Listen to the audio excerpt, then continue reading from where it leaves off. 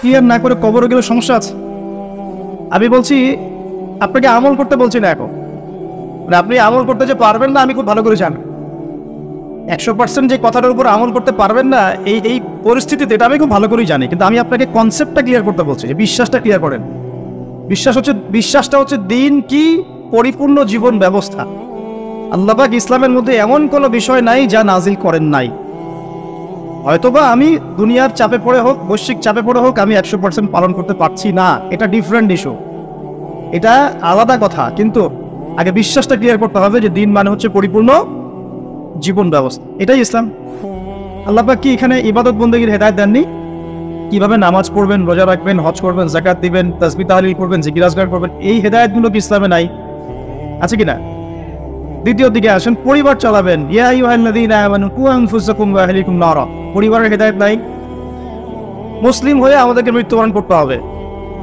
ইত্তাকুল্লাহ হাক্কা তুকাতিহ ওয়া লা তামুতুন্না ইল্লা ওয়া আনতুম মুসলিমুন, ব্যক্তি জীবনের হেদায়েত নাই।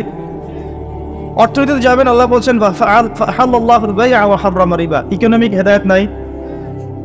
জিওপলিটিকে যাবেন, আল্লাহ পাক বলছেন যে লা তাত্তাখিযুল ইয়াহুদা ওয়ান নাসারা আউলিয়া, ইহুদ এবং নাসারাদেরকে বন্ধুরূপে গ্রহণ করো না, বা'দুহুম আউলিয়া বা'দ, ওরা একে অপরের বন্ধু।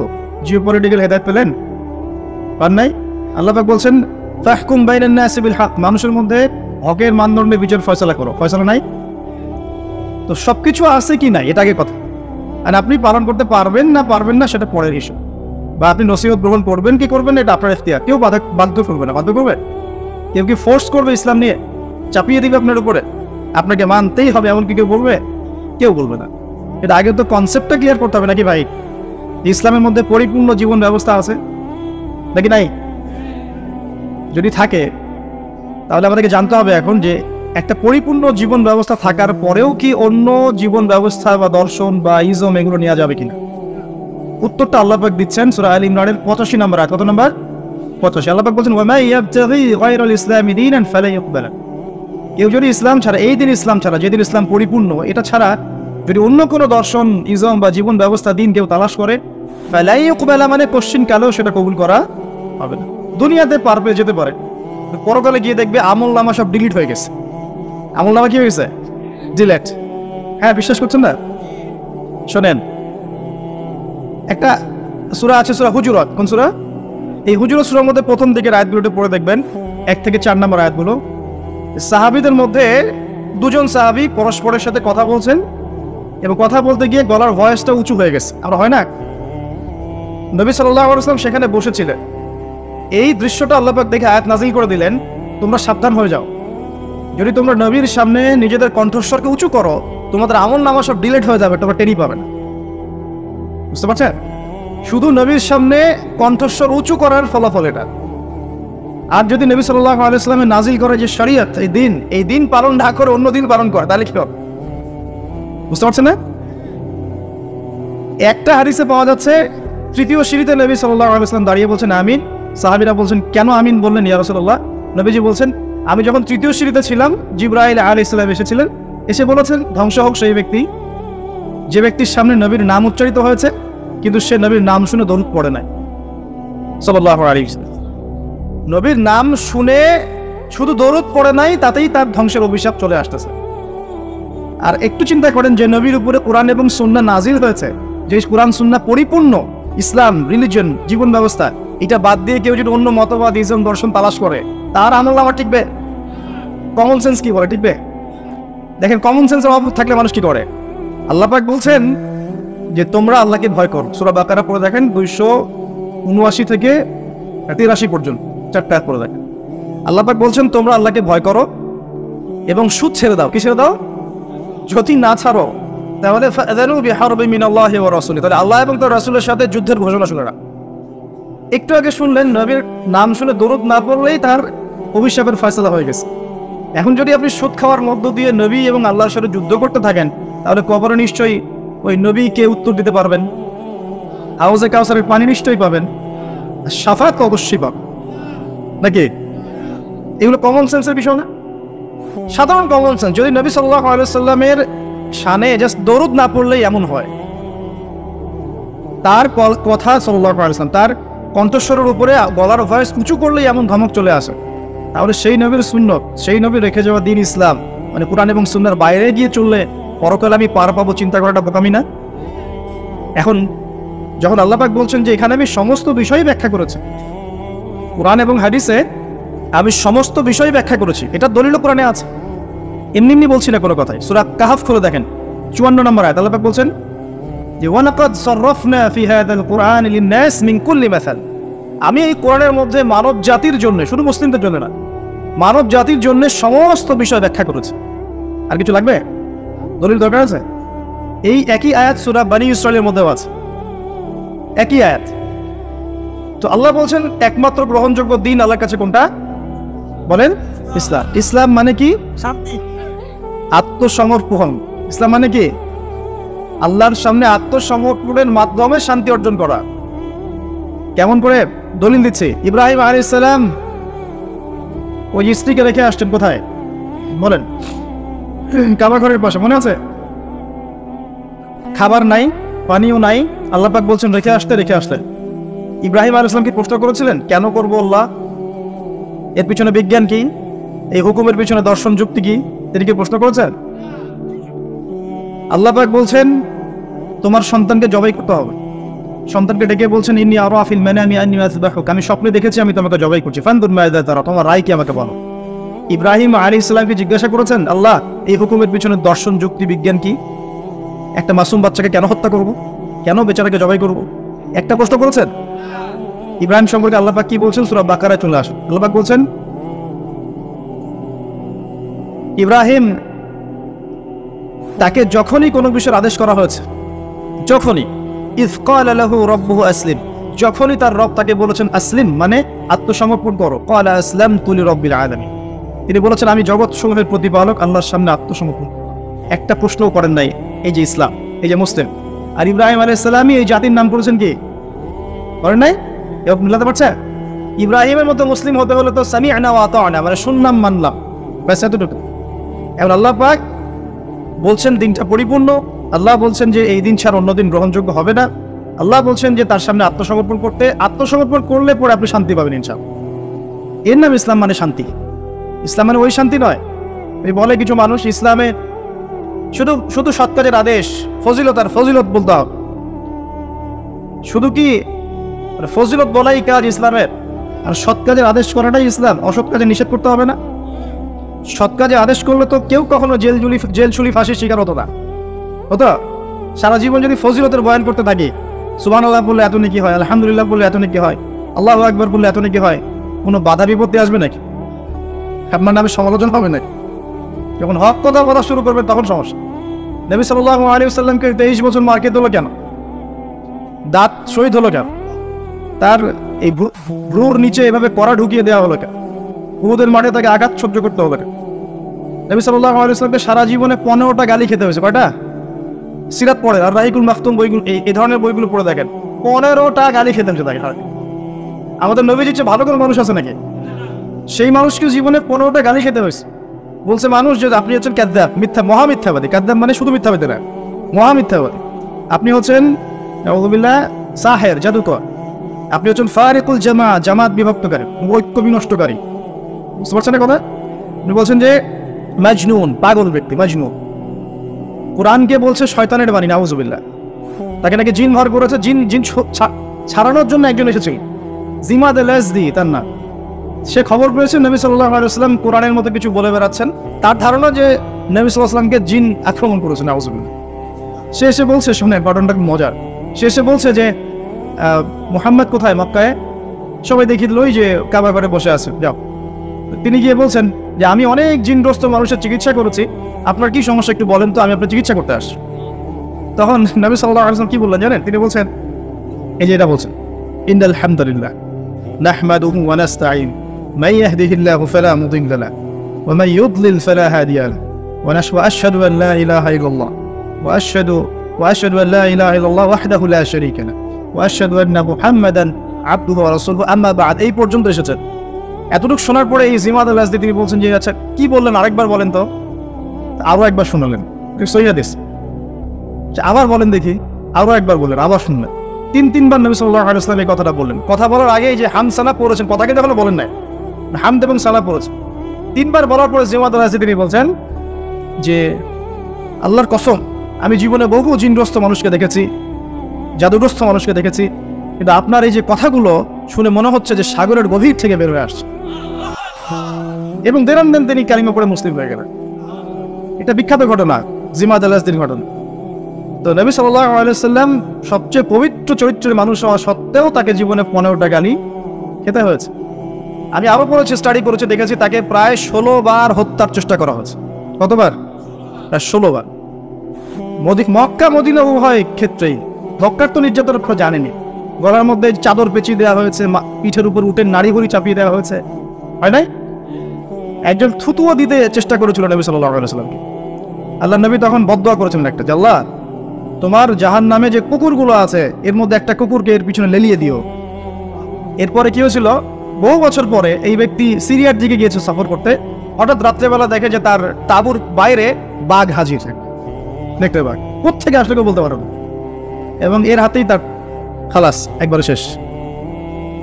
তো আবার একদিন যখন তিনি নামাজ পড়ছেন, উটের নাড়ি ভুড়ি চাপিয়ে দেওয়া হলো, নবী সাল্লাল্লাহু আলাইহি ওয়াসাল্লাম হাত তুলে দোয়া করলেন। দোয়া করে বলেন, আল্লাহ যে আবু জাহাল, নাম উল্লেখ করে বলেন, আবু জাহাল, আল্লাহ যে উতবা, যে সাইবা, যে রাবিয়া, এদের নামগুলো মেনশন করে বলেন, আল্লাহ তুমি এদেরকে দেখে নিও। যতজনের নামে বদদোয়া করেছেন সবার লাশ বদরের কূপে পাওয়া গেছে।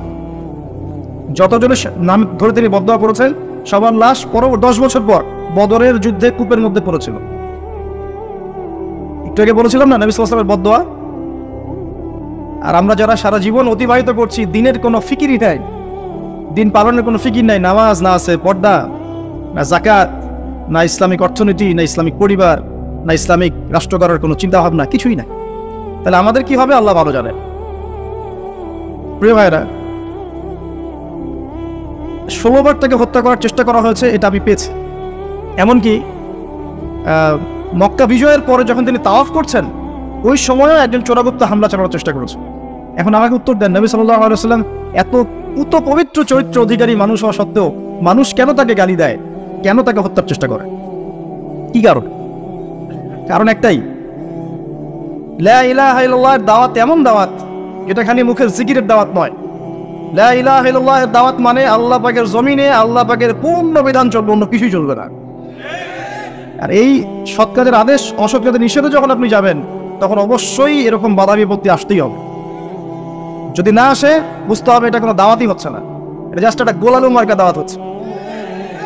আমি নিজেও ফিল করি যে আমি আসলে কি করতেছি, এখন কি দাওয়াত দিচ্ছি মানুষকে, কি বলবো আর কি বলবো না, মানুষকে কি বোঝাচ্ছি, আর আমি বা কতটুকু যোগ্য, কে কান্ডারি হবে, কারা, কে নেতৃত্ব দিবে, কোথা থেকে আসবে এমন নেতা যারা সারা বিশ্বজুড়ে ইসলাম প্রতিষ্ঠা করবে। কি করছি আমরা আসলে, কতটুকু বলতে পারছি, কতটুকু বলতে পারছি না। ফজিলত বর্ণনা করে রাত পার হয়ে যাবে সবকিছুর, কিন্তু আপনি যখনই সুদের, ঘুষের, জেনার, মদের এইসব বিরুদ্ধে কথা বলবেন তখন তো আপনি টিকতে পারবেন না। তাহলে দ্বীন ইসলাম পরিপূর্ণরূপে পালন করতে হবে, এই দায়িত্ব সবাই নিজের কাঁধে নিয়ে নেন। অন্যের দায়িত্ব বাদ দেন, নিজের দায়িত্বটাকে নিয়ে নেন নিজের উপর, যে আমি আল্লাহর জমিনে আছি, 60, 70 হয়তো 100 বছর বাঁচবো, আল্লাহু আ'লাম, ঠিক আছে। আর যে যুগ পড়েছে এত বছরও মানুষ বাঁচবে কিনা আল্লাহ ভালো জানে, তাই না ভাই? এই কিছুদিন আগে করোনা এসেছিল, এক ধোয়ায় কতগুলো মানুষকে ধুয়ে দিল না, ধুয়ে দেয়। জি আচ্ছা, আরো আসতেছে। আমি দেখলাম গত 3 দিন আগে একটা নিউজ দেখেছি, সাইবেরিয়া একটা অঞ্চল আছে না, সাইবেরিয়া, এর বরফে ঢাকা, এর নিচে কয়েকশো হাজার বছর আগের ভাইরাসগুলো এখন আস্তে আস্তে জীবিত হচ্ছে নাকি, নিউজ করেছে দেখবেন। কয়েকশো হাজার বছর আগের মাটির এই বরফের নিচে চাপা পড়া ভাইরাসগুলা আবার নাকি জীবিত হচ্ছে। এটা নিয়ে আবার বিজ্ঞানীরা শঙ্কা করছেন যে মহামারী আসতে পারে একটা। তো এই পৃথিবীতে 100 বছর বাঁচার মানে আসলে খায়েশ রাখাটা ঠিক হবে না, এত লম্বা হয়তো হায়াত আমাদের হবে না, আল্লাহ ভালো জানেন আমাদের কথা। তো এখন বিষয়টা হচ্ছে যে এই যে হায়াতটুকু আল্লাহ পাক দিয়েছেন তার মধ্যে তো 30-40 বছর অলরেডি চলেই গেল, আমাদের হয়তো সামনে পড়ে আছে 10-20 বছর, আল্লাহু আ'লাম। এখন নিজের উপর যদি নিজের ফরজিয়াতটা না নিয়ে আসি যে আমার দায়িত্ব দ্বীন ইসলাম পরিপূর্ণরূপে পালন করা, তাহলে সমস্যা না ভাই? মানুষের কথা বাদ দেন, কবরে তো একাই যাওয়া লাগবে নাকি? যার যার কবরে তো একাই যাওয়া লাগবে, স্ত্রী সন্তান, বাবা মা, আত্মীয় স্বজন, নেতা নেত্রী যাবে নাকি কবরে? যারা আজকে আমাদেরকে মোহগ্রস্ত করে রেখেছে, মোহগ্রস্ত বোঝেন, দুনিয়ার মায়া মোহর মধ্যে ব্যস্ত করে রেখেছে, কেউ কি যাবে? একটা হাদিস পড়লেই চোখে পানি চলে আসে। মাইয়াতকে রাখা হয় কবরে, আর মাইয়াত পায়ের খসখস শব্দ শুনতে পারে। তাকে যারা দাফন করতে আসছে তার পায়ের খসখস শব্দ সে শুনতে পারে। আল্লাহ পাক শোনায়। আল্লাহ পাক শোনালে মানুষ শুনবে না? আল্লাহ পাক যদি দেখায় মানুষ দেখবে না? তো আল্লাহ যদি কাউকে কিছু শোনান তাহলে তো সে শুনবে, সে দেখবে, সে বুঝবে। এরপরে যখন তারা চলে যায় তখন সে একা নিথর পড়ে থাকে। যদি মুমিন ব্যক্তি হয় তাহলে মাথার দিক থেকে নামাজ আসবে, এই যে ডান দিক থেকে যাকাত, বাম দিক থেকে রোজা, পায়ের দিক থেকে অন্যান্য সৎ আমলগুলো এসে তাকে সঙ্গ দিবে। ফেরেশতারা প্রশ্নোত্তর পর্ব করবেন, সে ইনশাআল্লাহ তাআলা বুক ফুলি উত্তর দিয়ে দিবে ইনশাআল্লাহ। এখন দেখেন, এই যে প্রশ্ন করা হবে মান রব্বুক, কে তোমার রব? দুনিয়াতে যে আল্লাহর দিনই পালন করছে না, সেই উত্তর দিতে পারবে নাকি? মান রব্বুক, কে তোমার রব? আল্লাহর সাথে দুনিয়াতে শিরিক করছে, তো শিরিকের পাপে থাকলে কি মান রব্বুক উত্তর দিতে পারবে? জিজ্ঞেস করা হবে মা দিন, তোমার দিন কি? যে দিন ইসলাম আংশিক মানে না, উত্তর দিতে পারবে? আল্লাহ পাক বলছেন উদখুলু ফিস সিলমি কাফা, তোমরা পরিপূর্ণরূপে ইসলামে প্রবেশ করো। আল্লাহ কি বলছেন আংশিক রূপে প্রবেশ করো? বরং আংশিকতার শাস্তি আল্লাহ পাক বলছেন সূরা বাকারা পড়ে দেখেন 85 নম্বর আয়াত, নাম্বার বলে দিলাম 84-85। আল্লাহ বলছেন আফাতুমিনুনা বিবাদিল কিতাবি ওয়া তাকফুরুনা বিবাদ, তোমরা কি আল্লাহর কিতাবের কিছু অংশ মেনে চলবে আর কিছু অংশকে ছেড়ে দিবে? ফামা জাযাউ মান ইয়াফআলু যালিক ইল্লা খিzyun ফিল হায়াতিদ দুনিয়া, যারা এরকম আদর্শ চলবে, কিতাবের কিছু অংশ মানি, কিছু অংশ মানি না, আল্লাহ বলছেন দুনিয়াতেই তাদেরকে লাঞ্ছিত করে দিব আমি। এই যে পুরো বিশ্ব জুড়ে মুসলিমদের উপর লাঞ্ছনা আসে নাই, এইটাই কারণে আসছে। আমরা কিতাবের কিছু অংশ মানি, কিছু অংশ মানি না। কিতাবের কিছু অংশ আমরা মানি ঠিকই, কে বলছে নামাজ রোজা হজ জাকাত আমরা মানি না? আমরা মানি তো, কিন্তু সুদটা ছাড়তে যান, দেখেন মানে কিনা। সুদের করাল ঘাসে গ্রাসে এই পুরো বিশ্বের অর্থনৈতিক সিস্টেমটা এখন হুমকির মুখে পড়ে আছে। এই যে প্রবাসীরা আপনারা এখানে আছেন অনেকে, আপনাদের রেমিটেন্স থেকেই তো চলে রিজার্ভ, এটা একটা অন্যতম সোর্স। যারা ইকোনমিক সেকশনে পড়াশোনা করেন বা করেছেন তারা জান, বুঝবেন এগুলো। তো এই পরিশ্রমের ফসল, মাথার ঘাম পায়ে ফেলে কি অবর্ণনীয় কষ্ট সহ্য করে যে এই কাজগুলো করে মানুষ। আমরা যতবার অ্যাব্রোডে গিয়েছি, যাওয়ার সুযোগ হয়েছে, আমরা দেখেছি প্রবাসীদের যে কি কষ্ট, খাওয়ার কষ্ট, থাকার কষ্ট, ঘুমের কষ্ট। সুবহানাল্লাহ, কয়েকদিন আগে আমি কক্সবাজার একটা সফর ছিল, ওখানে যে একদম শেষ পয়েন্ট যেটা নাফ নদীর সামনে টেকনাফ, ওই পর্যন্ত আমরা একটু ঘুরতে গিয়েছিলাম ঘোরার জন্য। ওখানে বিজেপি সদস্যদের ক্যাম্প আছে। কি যে অবর্ণনীয় কষ্ট স্বীকার করে তারা সীমান্ত পাহারা দেয়, কল্পনা করতে পারবো। এত কষ্ট, 4 থেকে 5 ঘন্টা ঘুমানোর সময় পায়, 24 ঘন্টা কি 30 ঘন্টার মধ্যে। তার মধ্যে 1 ঘন্টা সময় দেওয়া হয়, 1 ঘন্টার মধ্যে তার খাওয়া, গোসল, তার যে ইস্তেঞ্জা, তার বাসায় কথাবার্তা বলে 1 ঘন্টা। ওই যেখানে দাঁড়িয়ে আছে ওইখানেই দিন হচ্ছে রাত হচ্ছে। তো খুব ভালোবাসে তারা আমাকে, আলহামদুলিল্লাহ। আমাকে বলছে যে আপনার লেকচার শুনি, মাশাআল্লাহ। তো আমাদের কষ্টের কথাগুলো একটু বললেন মানুষ। তো বললাম যে আপনাদের কষ্টের কথা মানুষকে বললে মানুষ বুঝবে না। কখন বুঝবে? যখন তাদেরকে ওই জায়গায় দাঁড় করা দেওয়া হয়। যারা উপরে আছে ওদেরকে একবার করে ডিউটি দেওয়াবেন, তাহলে বুঝবে যে কষ্ট কাকে বলে। বুঝতে পারেন নাই? সেনাবাহিনীর সদস্যদের যে কষ্ট, এগুলো আপনারা বুঝবেন না। পুলিশ প্রশাসনের বাইরে আছে না, যে কষ্ট করে, এই কষ্টগুলো মানুষ আসলে কি জন্য করছে আমরা এখন? উত্তর কি? যদি এই কষ্টের উদ্দেশ্য হয় শুধুই দুনিয়া, তাহলে এই কষ্ট দুনিয়াতেই শেষ হয়ে যাবে। আর যদি এই কষ্টের উদ্দেশ্য হয় দুনিয়া এবং পরকাল, যে আমি এর সাথে দিনের স্বার্থ জড়িত থাকে, প্রত্যেকটা সেকেন্ডে আপনি নাকি পাবেন ইনশাআল্লাহ। একটা হাদিস এসেছিল, ওনাদেরকে শোনাইছে হাদিসটা, যে একটা হাদিস এসেছে যে মুসলিম রাষ্ট্রের সীমান্ত পাহারা দেওয়ার জন্য যারা এভাবে বিনিদ্র রজনী কাটায়, তারা এই যে তাহাজ্জুদ গোজার, সওম পালনকারীদের সমান নেকি পায়। এবং ওই অবস্থা যদি ইন্তেকাল হয়ে যায়, শহীদ হয়ে যাবে ইনশাআল্লাহ। তো দেখেন ভাই, এই যে পরিপূর্ণ জীবন ব্যবস্থার কথা বলছি, প্রবাসীদের কথা থেকে এখানে আসছিলাম, যে তাদের যে কষ্ট, আমরা দোয়া করি যে আল্লাহ পাক তাদের যেন কষ্টগুলো লাঘব করে দেন এবং তাদের পরিবারগুলোকে আল্লাহ পাক যেন ইসলামিক পরিবার রূপে কবুল করেন। অনেক সময় দেখা যায় যে প্রবাসের স্বামী এদিকে বাসায় স্ত্রী পরকীয়া করতেছে, দেখেন নাই? কত ঘটনা এরকম ঘটতেছে। তো এরকম নিমুখ খারাপ মহিলাদের সাথে সংসার করবেন না।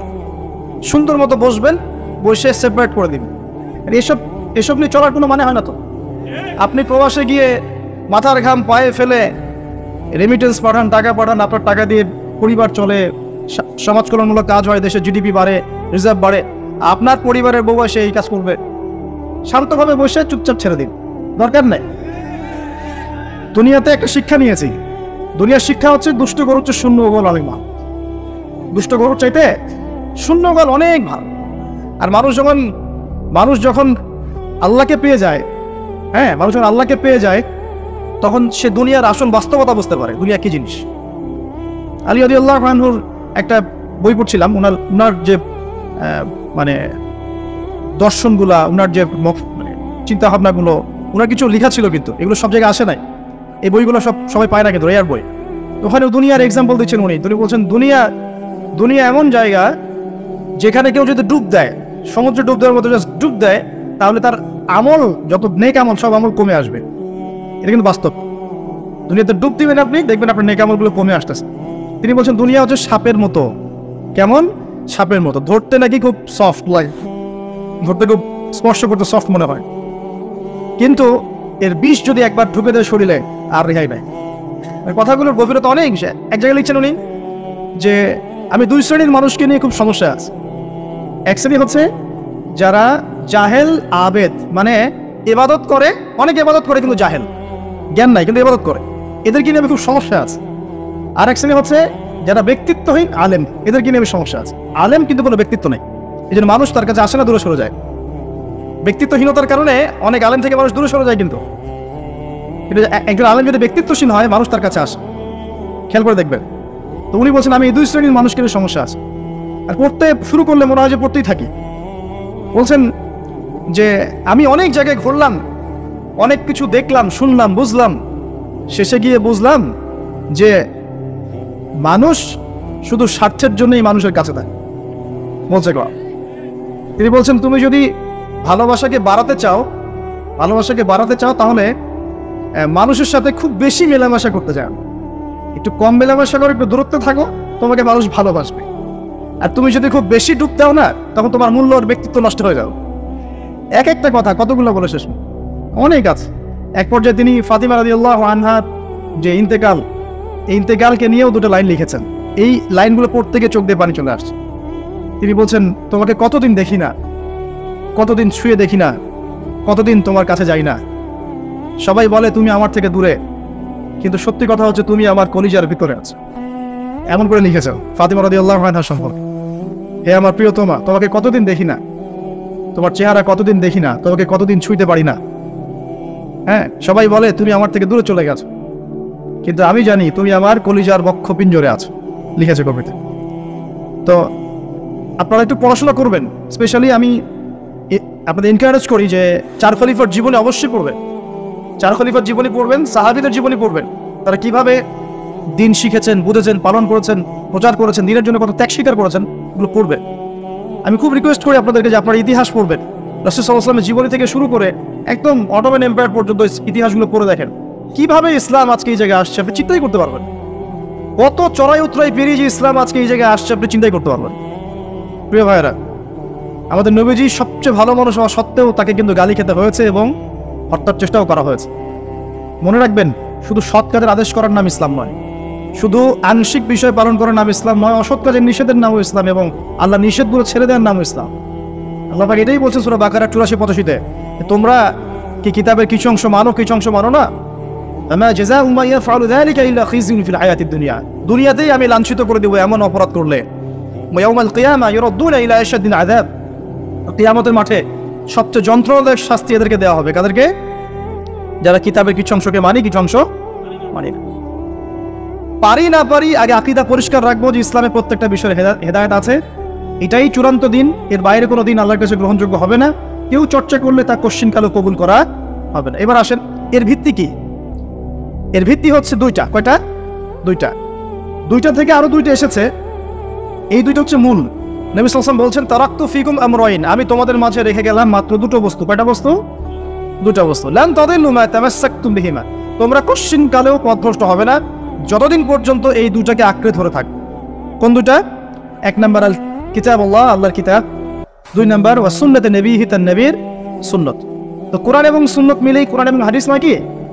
আচ্ছা, এখন আমাদের সামনে নবীজি নাই, আমাদের সামনে সাহাবায়ে কেরাম নেই, আমাদের সামনে তাবে তাবেঈন, চার ইমাম কেউই নাই, ওলামায়ে কেরাম আছেন, আর আমাদের সামনে আছে কোরআন এবং হাদিসের কিতাবগুলো। এই তো ইসলাম আমরা দেখছি, তাই না? এর বাইরে তো আমরা দেখতে পাচ্ছি না। সাহাবীরা না হয় সরাসরি নবীকে দেখে দিন পালন করেছে, তাই না? তারপরের জেনারেশন সাহাবীদেরকে দেখে করেছে, তারপরের জেনারেশন তাবেঈদের দেখে করেছে। আমরা তো কাউকেই দেখতে পাচ্ছি না।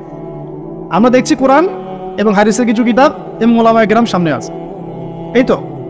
এই দুইটা হচ্ছে ভিত্তি। এখন এখান থেকে আরো দুটো এসেছে, একটা হচ্ছে ইজমা, একটা হচ্ছে কিয়াস। এই দুটোও ইসলামের। অনেকে বলে ইজমা কিয়াস ইসলামে নাই, কোরআন সুন্নাহ এই দুটাই। ইজমা এবং কিয়াস গুরুত্বপূর্ণ, কারণ ইজমা, সাহাবীদের ইজমা এটা একটা খুব গুরুত্বপূর্ণ জিনিস, এবং কিয়াস ছাড়া আপনি অনেক মাসালা বের করতে পারবেন না। ইয়াবার শব্দ কোরআনে আছে না নাই? ইয়াবা নাম শুনেছেন? শোনেন নাই? না শুনলেই ভালো। তো এই শব্দটা কি কোরআনে আছে নাকি? নাই। কোরআনে মাদকের কথা আছে। কিসের কথা? মাদক। এখন কিয়াস দরকার নাই। এই যে একটা মাসালা, একটা মূলনীতিকে কেন্দ্র করে আরেকটা মাসালাকে বের করা, ইস্তেহাদ করার যে মূলনীতিগুলো, এগুলো কিয়াস থেকে আসে। এটি কিয়াস। এটা ছাড়া আপনি অনেক মাসালাই বের করতে পারবেন না সমসাময়িক। তো অবশ্যই কোরআন সুন্নাহ ইজমা কিয়াস চারটাই লাগবে। এখন কথা হচ্ছে, এগুলো তো আর আমরা সরাসরি পালন করতে পারবো না। পারবো? বুঝাচ্ছি, একটু বোঝেন। মনে করেন সামনের দিনগুলোতে দেখবেন বিট কয়েন আসবে। কি কয়েন?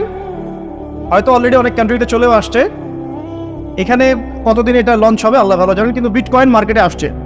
এটাকে ক্রিপ্টোকারেন্সি বলে। কি বলে? পেপার মানি নিয়ে যে কথাগুলো বলেছিলাম, কিছু তো ফলেছে নাকি ভাই? কিছু তো ফলেছে। আচ্ছা, সামনে আরো ফলবে ইনশাআল্লাহ। সাস্টেইনেবল অ্যাসেট যেগুলো আছে সেখানে সম্পদ ইনভেস্ট করেন। আপনার জমি জমা থাকলে চাষবাস করা শুরু করেন। সাস্টেইনেবল অ্যাসেট যেগুলো, সেগুলোতে ফোকাস করেন। এমন কোনো জায়গায় অনেক বেশি সম্পদ ইনভেস্ট করে দিয়েন না যেটা পরে আপনার